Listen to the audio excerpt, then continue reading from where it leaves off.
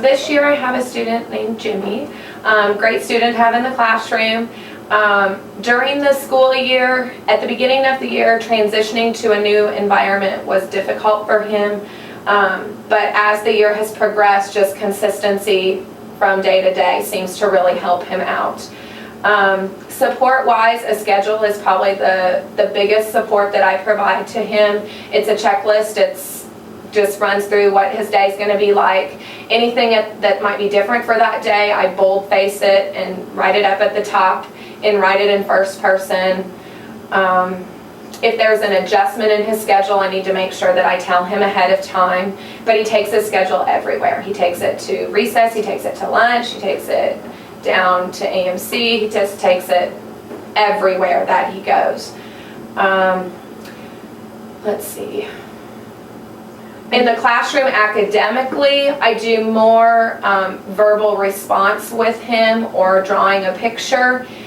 Multiple choice will work if I keep the questioning as concrete. He's with me for science and social studies. He's much stronger with social studies when it's factual information of what date, who was it, where was it. When we get into science concepts, it's more abstract and that's more difficult for him. So I really focus and I have to adjust my questioning for him and my expectations because it's more difficult for him. He does have an aide in there during that time, so they've worked out a system with myself that when I'm asking him to write or draw a picture, she's involved with that, where she writes, then he writes, she writes, then he writes. Writing is definitely not his favorite subject, but I still expect it from him. I just make it more of an attainable request by having her involved with it. I started the year with using different colors where I would tell him, okay, pick your color today, and he might pick blue. Okay, anything in blue is what I want you to write, and anything not in blue, you don't have to write it.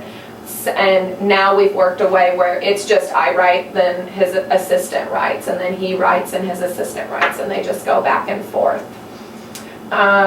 Recess, I don't really have to adjust anything for him. He goes out and plays with the kids, but he really stays more by himself. The sun really seems to bother him at certain times of the day. It doesn't seem like it's every day, but most days the sun seems to bother him, so he stays in the shade. He usually plays by himself. He will take a ball and bounce the ball around or take a jump rope and jump rope. But when it's an indoor recess, he'll interact with the kids, but outside at recess, he doesn't. And that might also be seen too in PE where there's a lot of kids and he gets more overwhelmed. So when we're out at recess, there's a lot more kids versus in the classroom setting. A lot of the assistants, just to remind him to grab his clipboard or remind him to get his backpack.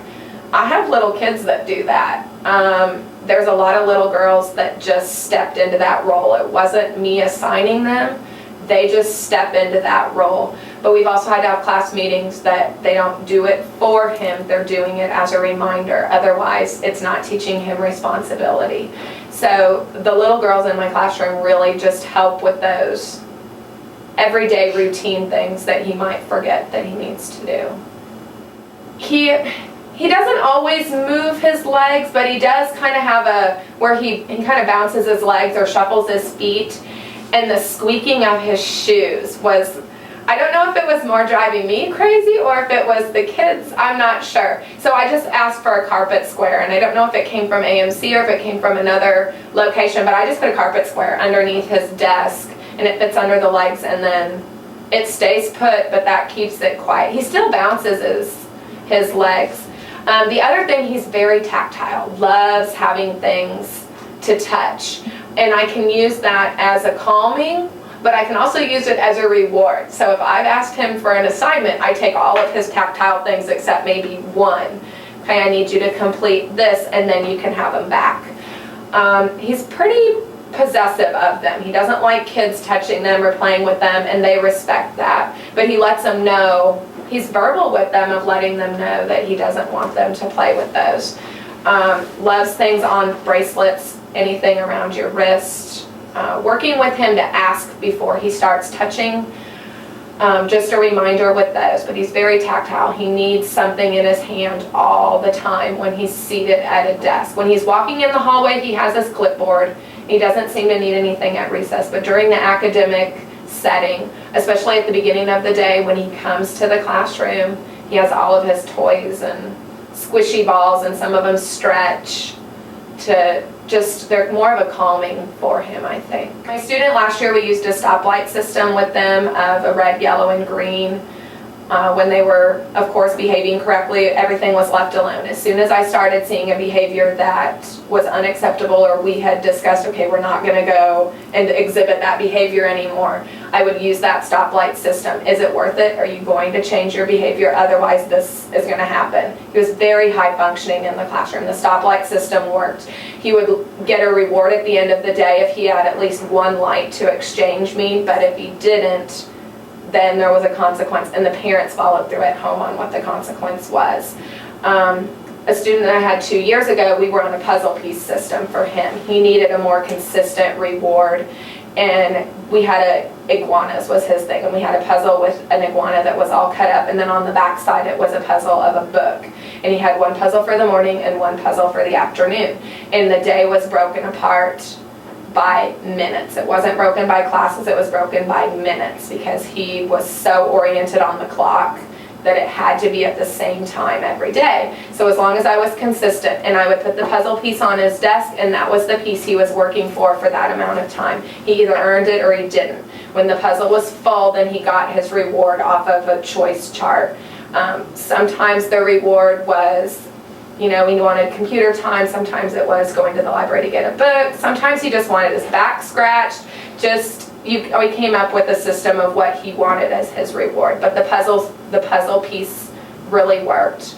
Another one with my student last year, smells were a big thing. He was hypersensitive to smells. And I had, his mom had given me a whole tub of smells that he liked. Cinnamon, and there was all these chapsticks with the fun flavors. So if we were going into the cafeteria, he would put a chapstick in his lunchbox. Or if we were having snacks and someone brought something that he was, then he would go to a smell tub and get his scent out for him to be able to smell, while the other smell that he didn't like. You are a general ed teacher, Mm-hmm. and you've got all these amazing strategies. How did you acquire those? Trial and error. Some of them just came from, we have an autism unit for the district. I don't know how else to describe it.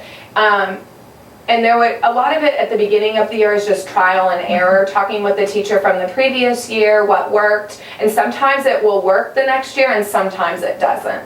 And they provided me with a few strategies, and sometimes it works and sometimes it doesn't, and then you just go with the flow. If it doesn't work, you try something new, but you give it some time, because with kids that are on the spectrum, you need the consistency. Like it didn't maybe work the first day, but after they see the consequence and reward system over a time, then you might see the result. I haven't had a behavior chart for a child on the spectrum, but I guess the puzzle piece system was like a behavior chart for them.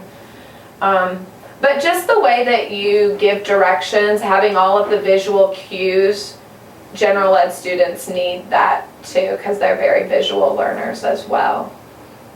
A lot of communication with your general ed kids of why a child on the spectrum, without giving away your confidentiality of why they are different, what is a behavior that you see from them, why it's okay for them but not okay for somebody else. We do a lot of, but they're very accepting of it, especially the girls, very accepting of just those differences. Can you talk just a little bit about how you accommodate his needs given he's not on grade level? It's a challenge. Talking with Ms. Sundberg on what we can pull out from a unit that we're covering. The unit that we're in right now is matter, density, volume, mass, very abstract concepts for him. But he can use a triple B balance and mass something.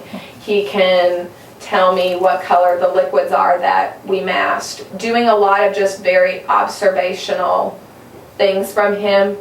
I have to adjust what I grade and how I grade it, and his mom completely understands that.